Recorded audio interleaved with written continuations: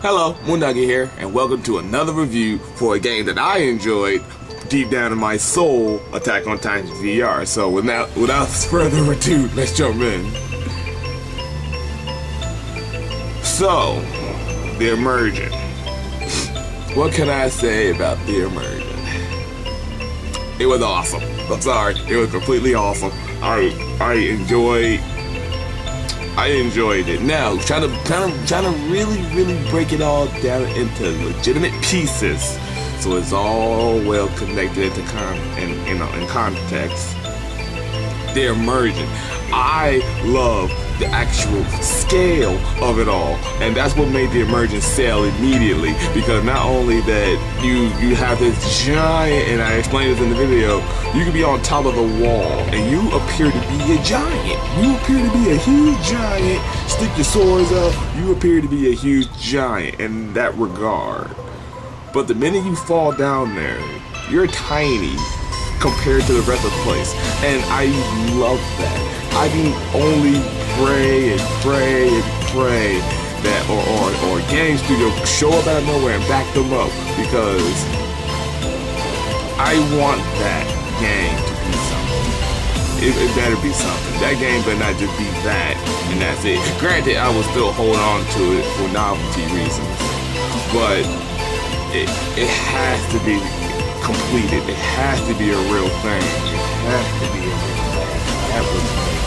So, as for the Immersion, man, I'm sorry. I'm just thinking, like I said, after the Immersion, it's really there. And then even if you like Immersion is in comparison to the scale and how well it draws you in, and it drew me in because, like I said, the size and the scaling of it versus you can walk up to a Titan cutout and it's huge, which made it work perfectly. What made it completely work perfectly, and I was really happy about that. So it only made me just wonder, like, if this was a real game, just like Attack on Titan's PlayStation 3, PlayStation 4, now it's on PC, whatever, and you had to fight that thing, and it's alive. It's alive. How would you actually go about trying to fight it? It's actually pretty interesting. It knows your presence. It's coming for you with a goofy, snarky smile on his face, and you're sitting there looking like, okay, I guess I'm gonna try to get him tight. I want to charge right into his mouth. So, yeah, that's gonna be really interesting. And I can only, once again, pray that it happens. So with that, everybody, that is Immersion. I loved it, and 100%. So with that, that's that. So now we're touching on the gameplay. Now, different topic in general, which I can use Immersion to back it up. So one, the gameplay is obviously early access rigmarole. And that's fine for the fact that the reason why it's early access, because my nose is itchy. It's fine in contrast. Why? Because you have to use the source to point your anchors somewhat, and then you have to click the triggers to fire, and you squeeze the grips to shoot your gas. Perfect. That was perfect. Well done. Well done.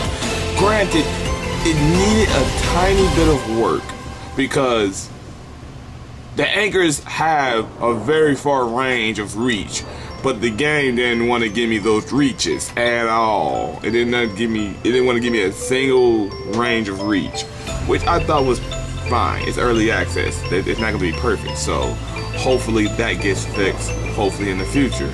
Then I really enjoyed how we have our little makeshift body, so we can look down and see our bodies actually there, and that works great because when the actual game comes out, we'll be able to detach our swords, grab more swords, run out of gas, most definitely. We better be running out of some gas, because I want to struggle.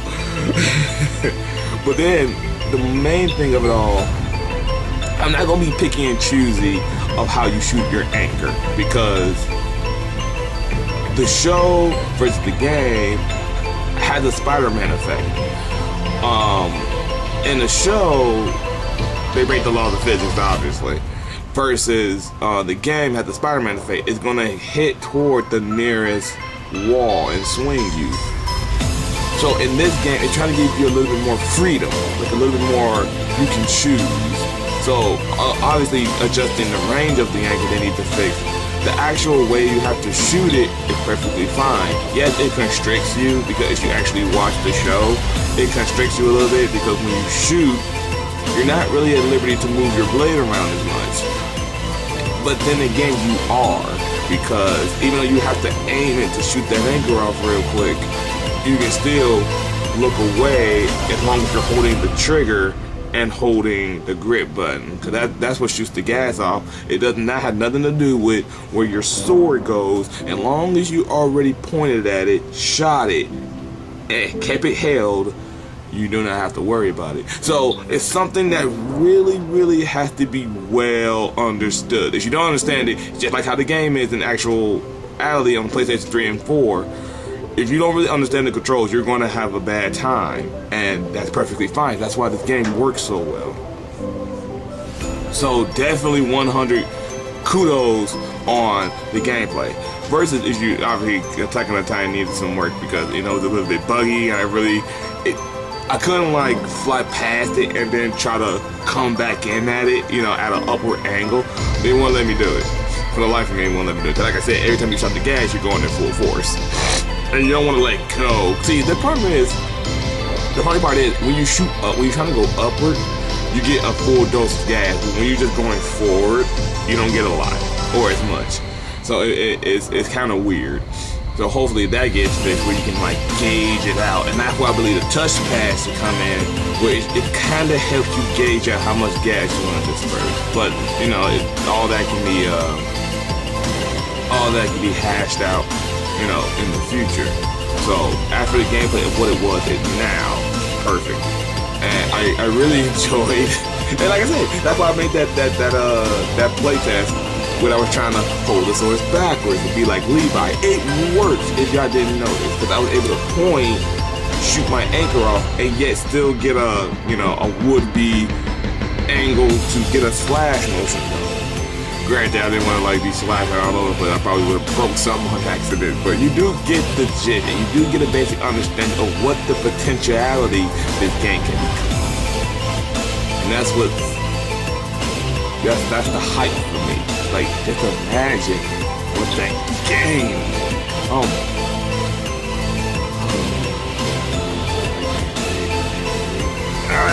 But yeah, and now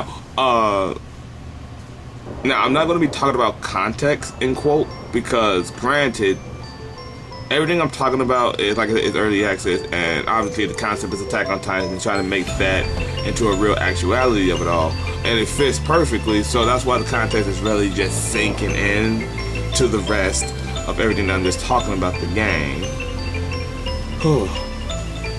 But I'm gonna talk about it anyway. So, but anyway, so that's the gameplay, everybody. Now, after context, well, I'll show you what I mean in a bit. So that's that. So now we're going to the context. Now the context of it all, obviously, like I said, it's Attack on Titans. But I want to take it in a different perspective. I enjoy the context in the sense of what the potentiality can the context become. And as you looked at the stage already, one side of the wall is busted open. And I couldn't remember if we was in Wall Rose or Wall Mario. And if we was in Wall Mario or Rose, doesn't really matter. I enjoy how the wall was broken open. And obviously the potential to go into it. But I just love that look. Like, man. Now just imagine you got the big giant titans coming and everything. Excuse me. Everything and everything. And all that gets set in stone in your head is the potential story. What would have happened? Like what concept would they would have used? Would they have used Tross, the very first battle, like the very first actual battle, or would they have extended it further, where not only you have to learn how to use your ODM gear, you also need to learn how to ride a horse, and also in conjecture with your ODM gear, because when we're out there in the plains, there's nothing to grapple on. I swear, if they do their homework, get some financial support and a team, and do all that stuff, oh, I would invest so much money into it. I would invest so much money just for that dream to come true. I swear, like, imagine a legit story that's all VR Attack on Titan. I swear that game will sell like hotcakes. Obviously, you need to get a VR headset to join in the experience, but that game will sell so well. It will sell. And that's mainly because the potentiality of that story. What can it become? What can be involved? What boundaries can be pushed? Oh, it'd be so amazing. Now, granted, obviously, it would be terrifying to the very latest. It would be 100% terrifying for the main reason you're going to get eaten whole. And I will even give them more props if they, not saying you shouldn't care about the people who are playing it, but make them aware of what they're getting into. Because for me, imagine if I was the beta tester. Like, this game is out, it's a thing, and I was one of the people who got to play it. Lucky few who get to play it. So as I am playing it, and I just screw up, I accidentally screwed up, and just get grappled by a Titan, and you're gonna have the same reaction as other people, or the game, or show itself, where you're just gonna just look into that Titan's gullet and just be like, oh, I'm dinner. Oh, this is terrifying. And you're just gonna get a full mouth of chompage, and that's it. I will 100% enjoy that. I will 100% enjoy it. Like, oh wow, that was amazing. And then I will also give credit to the intensity of it all, where you're trying to fight one time, but if you miss grapple, you're gonna fall into the clutches of another. That's perfectly fine. That increases, gameplay replay. Because we have to get better. We have to constantly get better. I would even give the game even more credit if it was unbeatable. Because technically you have the potential not to win in Attack on Titan. You're guaranteed to die. And for you to have trained yourself to a point where you are able to manipulate the game to your own doing, to be able to kill the Titans effectively and stay out of harm's way, I will 100% love that. I will 100% love that. But I hope they don't like try to constrain it. Because if they constrain it, that means what they're going to try to do is obviously want to make you a one-man army, or try to just make different scenarios and I don't want that. Don't give me different scenarios. Make a story. Really sell it. Really sell it. If you're gonna do this, go 100% on it. Don't half-ass it. Like, go 100 on it. Because in my brain, here's what I see. In my brain, I'm just gonna take a scenario. We do the Battle of Tross, when we're trying to take back the wall. So obviously we're gonna go in, fight a few Titans, and the main mission is to defend Eren. So Eren is the primary target, so you're not even in legit danger of the Titans. You're just trying to kill them off and get them off Eren. That's perfectly fine.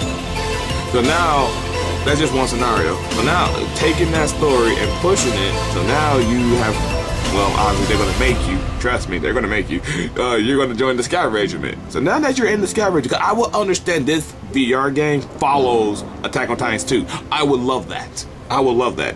So now, you have followed into the Scout Regiment. Now you're going to learn how to ride a horse, in conjecture of using your ODM gear and then returning back to one's horse.